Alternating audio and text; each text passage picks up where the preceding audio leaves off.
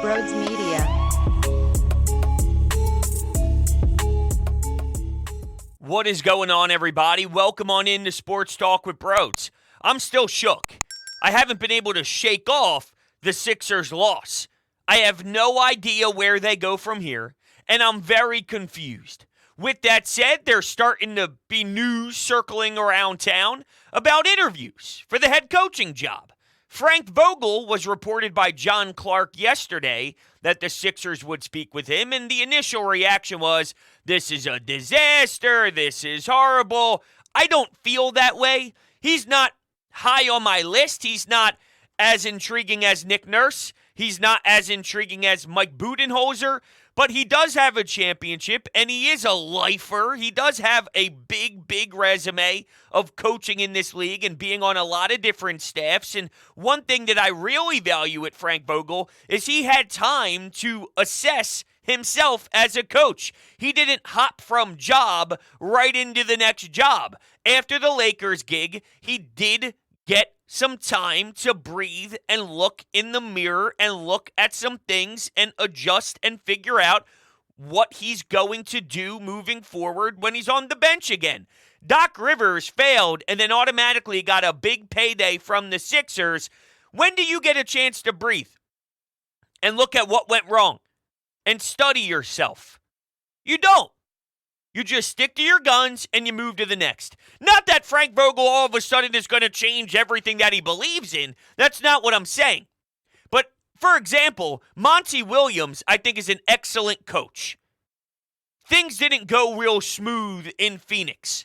They started to underachieve. It wouldn't necessarily be a bad thing if Monty Williams had a chance to kind of hit the reset button, hit the refresh button, and not just jump right back into the thick of it. Now, if a job opportunity comes, you got to snag it because there's only so many of these jobs. I'm just saying I don't think it's a bad thing for Frank Vogel to be out of the game for a little bit of time to watch the film, to look within. I see that as a positive. It's funny to me. All we want is a championship. We are starving, okay, as a fan base to win a title. It's been so damn long. There's a lot of us who have no idea what it feels like to be in an Eastern Conference Finals. I was born in 1995. I was 6 years old when that 0-1 run happened. 6 years old. I remember it. I wanted to be Allen Iverson every day of my life. I was on the driveway, and I pretended I was AI. Nonstop. Game 7 NBA Finals. I missed the layup, but they had time on the clock. He got the rebound. He misses the second layup. They had more time. Nothing but net. Allen Iverson wins the championship for your Philadelphia 76ers. Right, we all did that in the driveway. Headband, shooting sleeve, you name it. Yet whenever a coach is brought up who won a championship, there's always negative comments about it. Well, he only won because he had Hall of Famers. Well, he only won because of Giannis. Or, he only won. Every time. He only won because the bubble and LeBron, in Frank Vogel's case. He brought some teams in Indiana to the Eastern Conference Finals. Not that that's the end goal. There was a juggernaut named the Miami Heat at the time that you had to barrel through. And it was very hard to complete that task.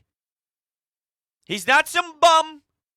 He's not overrated. All we want is a title. Yet every coach to do it, they don't really have the power that they should have in your eyes. Like they don't, that holds no weight. All of a sudden, the guys who have actually done what we are begging the Sixers to do, well, it doesn't matter because theirs don't really count because you don't like that coach. It just doesn't add up to me. It's weird. He's a pro's pro. He's got a lot of respect around the league. I don't think they're going to hire him. I don't. I think there's others that are popping more. But it's not outrageous to bring him in and to hear what he has to say, to interview him. It doesn't hurt anybody. LeBron stated when his time was up with the Lakers, not that I expect him to rip apart the guy to the media, but he did have some strong, encouraging thoughts about the way he prepared that team every time he was in the locker room. The way he went about his job, his approach. They never lacked preparation. There's something to be said about that. It just doesn't bother me that he's having a discussion with Daryl Morey. God forbid, a guy who's been around the NBA for years and years and years, has a championship, went to the Eastern Conference Finals. I think it was like 13, 14 in that range with Indiana, multiple times with the Paul George squad, Roy Hibbert. Remember those teams, David West? Those were actually some super fun series. Those were some fun times with the NBA postseason. So, sources say Frank Vogel interviewed with the Sixers yesterday for a head coaching job. Doc Rivers will interview with the Suns, according to Woj. Nick Nurse could be one of the favorites in Phoenix, Milwaukee, and Philly. It's a lot of interesting names out there.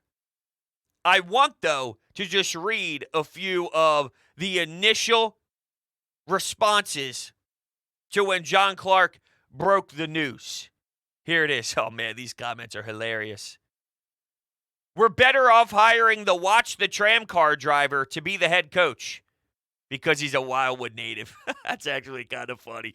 Imagine being a Wildwood native. Oh, that's not right. Come on, man. That is wild. No pun intended. Oh, man. No. Hard pass. No. I'd rather hire him to sell T-shirts on the boardwalk. When is Nick Nurse interviewing? Please. His championship doesn't count. It was in the bubble. What do you think his favorite boardwalk pizza is? If it's okay with Joel, it's okay with me. All right, well, you know Joel Embiid wasn't in love with the way Daryl Morey parted ways with Doc Rivers. I thought it was time because it's obvious that you need to head in a new direction, and in the sports world, whether the coach deserved to be fired or not, that's the easiest way to do it. You can't get rid of every single player on your roster, but you can absolutely change the voice and change the way that the team is led. And Doc's probably going to land on his feet at some point. You see some speculation with Phoenix, with the Milwaukee Bucks. I think Budenholzer, speaking of the Bucks, would be an awesome fit. Oh, but his rotations! Oh, but he has no idea how to adjust! Give me a guy that would tickle your fancy outside of Eric Spoelstra and Greg Popovich. I seriously want to do a case study with coaches and how fans react to the NBA coach. I think Nick Nurse would do the job from pleasing the fan base level. I do. And I get it. I do. Because if Nick Nurse was hired, I would be pumped. I would be stoked. I think that he can do a lot of good things as a tactician. He goes to war for your guys. We saw him bitch and complain every single second on the sidelines, and it bothered the hell out of us. But there's something to be said about holding your ground for your guys. Like, he's going to use everything that he's got in the tank. There won't be a bullet left when it's all said and done. He'll leave it all out there for every single one of those guys. And I'm fascinated how he can incorporate his style with Joel Embiid. But I feel the same way about Budenholzer. I feel the same way about a lot of these guys. Nick Nurse is my number one. I just don't think we should be having a panic attack for interviewing other guys. Were you prepared for this journey? Because Daryl Morey alluded to, this is going to be a process. It's not going to happen overnight. And let's be honest, they're on thin ice. I don't give Daryl Morey forever. This is a huge hire. It's a competitive field. So luckily, there's a lot of options. There's a lot of apples on the tree. But you got to get this thing right if you're Daryl Morey. And whether you like to admit it or not, because we're all frustrated, it's a job that people want to acquire. You get to work with the MVP of the league. Say what you want about the failures in Game 7 and the disappointment in Game 6 at home. Every time I go back to those moments, it really does eat me alive. It's like I always think I'm over the World Series, even though this Phillies team is a disaster and they piss me off. But as soon as I think about playing the Houston Astros, they got no hit in the World Series. The moment that happens, and the moment I remember it, it kills me. When speaking of the Sixers team, the moment I think of Game 6, the wide open looks, not getting Joel Embiid the basketball late, not going to the most valuable player in the league late, James Harden unwilling to pass the basketball to the most valuable player in the league late. It's unbelievable. These coaches, though, you get a chance to incorporate your philosophies with Joel. After seeing what Doc Rivers was able to do successfully, I think you could add to that. I'd be shocked if you removed his scoring from the nail. He only led the league in scoring 2 years in a row as a big man in a league that's pretty well known to be a guard-heavy league and a guard-dominant league. But what more can you do? There's obviously a ton of questions about where James Harden is going to go and what do you do if you can't do a sign-and trade and the cap space and who runs the offense. I think it's easy to just say Tyrese Maxey. I don't think he's a natural point guard. Doesn't mean he won't be able to learn some things, but is it enough? Will everything run smooth? He's a go-getter. Let Tyrese Maxey fly around and be a buzz. You know when you're standing outside and there's a bee that's flying around and you hear it in your earlobes? Well, I don't think you hear it in your earlobes, but you hear it in your eardrums, maybe. Maybe that's what I was thinking. That's Maxey. Well, it doesn't incorporate everyone and get into your sets and let's roll through this set.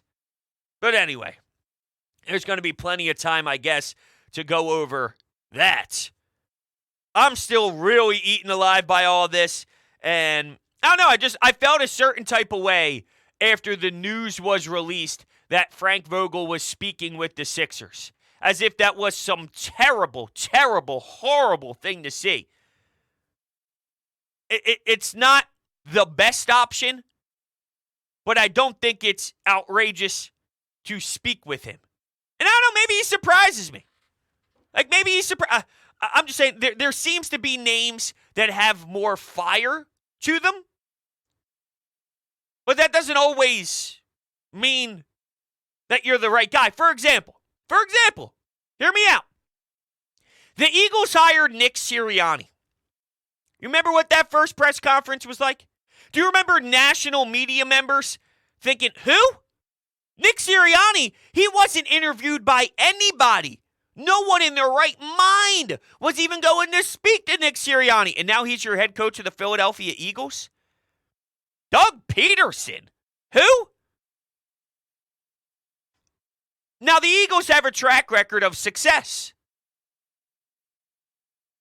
So, I mean, maybe they get more room to work with.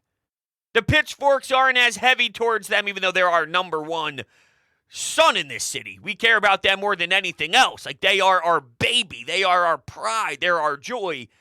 Because Howie Roseman is on fire at this particular time, the leash is longer.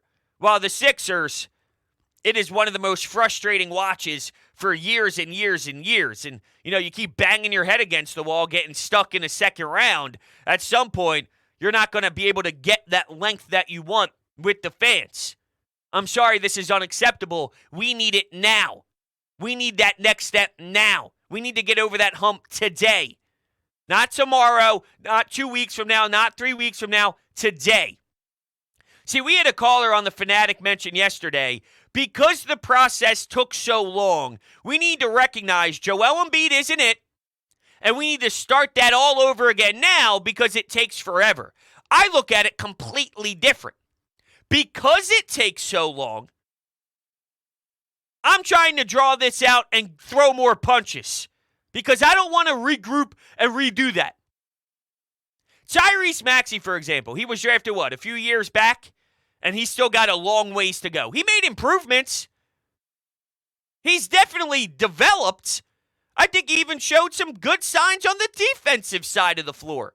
There's something to be said, though, about how much more he's got to go to get to the level that we need if Tyrese Maxey's going to blossom into what we think his potential is. If we're thinking he's a star, he's an all-star every single year, he's one of those special players. I don't know if it's Kevin Durant, LeBron James level, but, a seriously good, real, legitimate, solid NBA star. There's a difference between superstar, and star. If he could be that,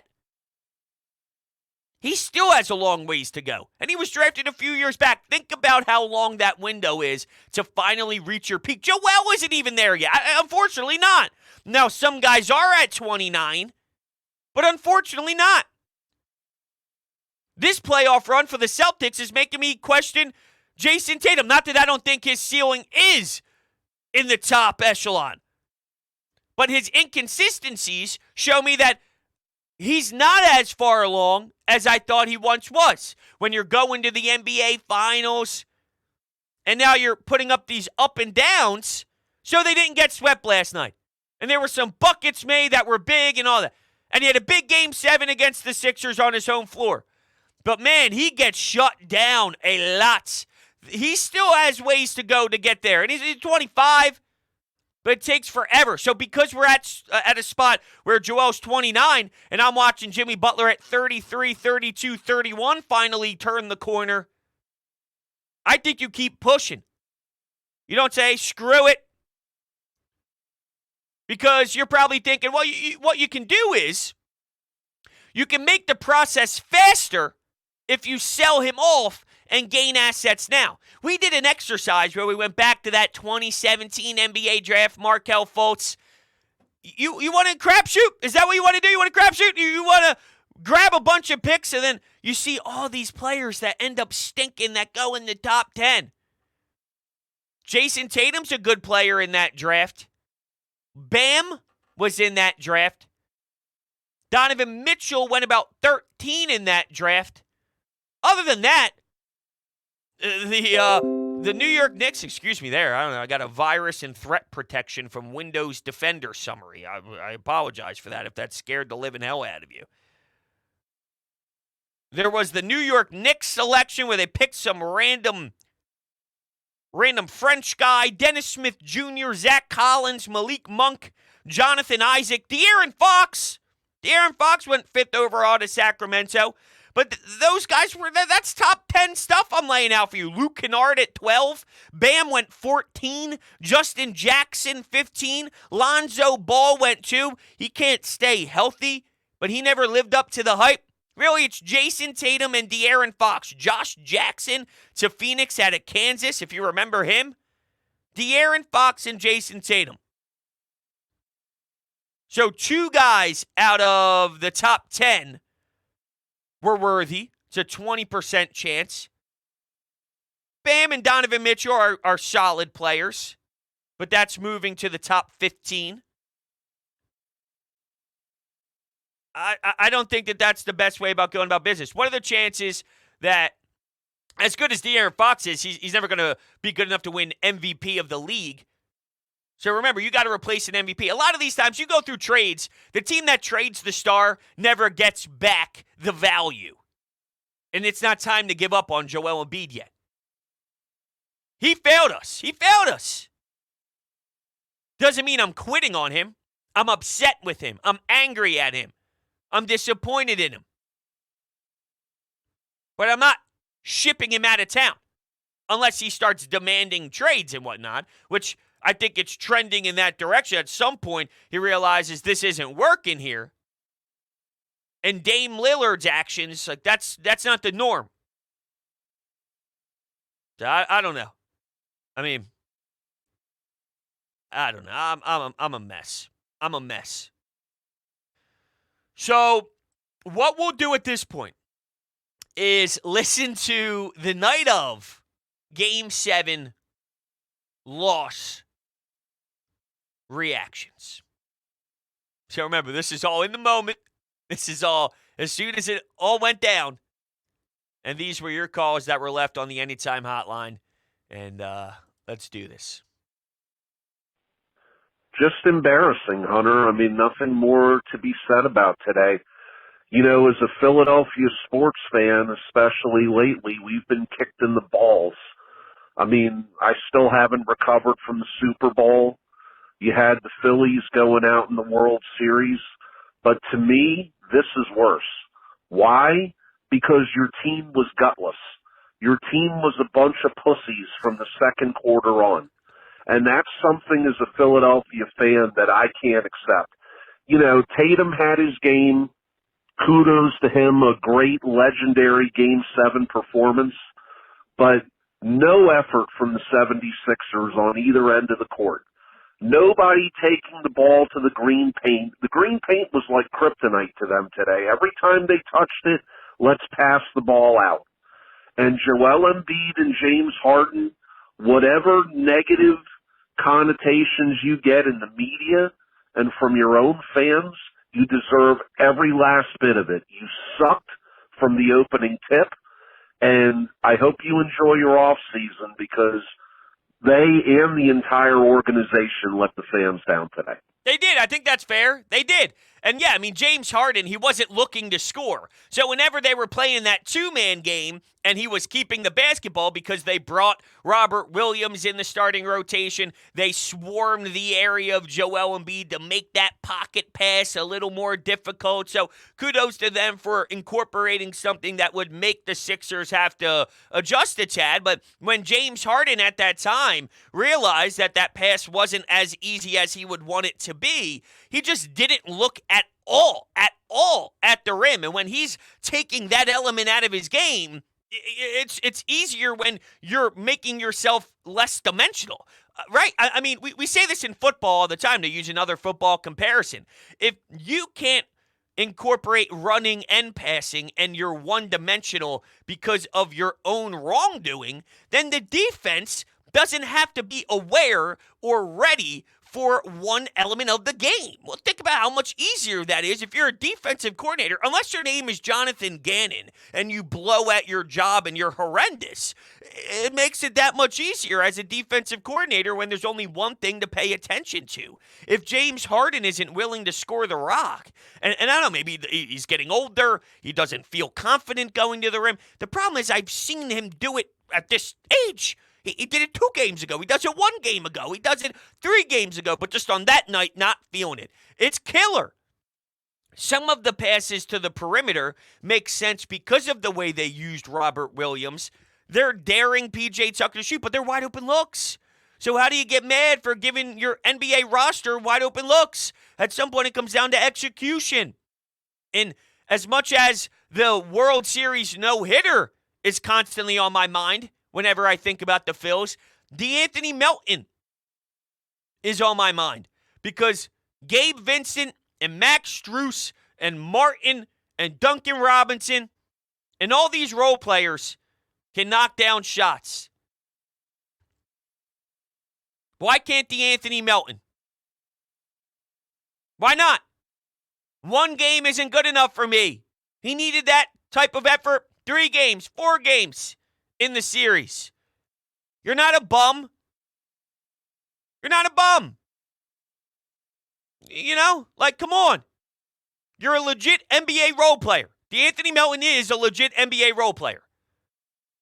You got to be better than that. What did he finish shooting from the perimeter this year?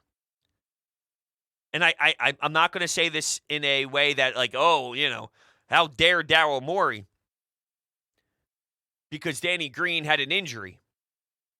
But Danny Green gets them wide open looks, especially from the corner threes. They're going in. They're going in.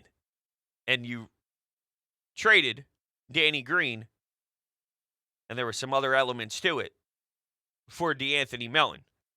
I'm not crushing the guy, right? I mean, Danny Green had the injuries, getting older, time for something new. You bring in DeAnthony Melton. A lot of the former teammates of his were very disappointed when he left because he knew what type of talent he could be. 39% from three he shot in the regular season for the Sixers. He shot 38.8% from three in the postseason. But how much of that was one game being on fire? Seems like more research needs to be done. Regardless, timing matters. And damn it, we needed some big-time shots there in Game 6, and they couldn't fall.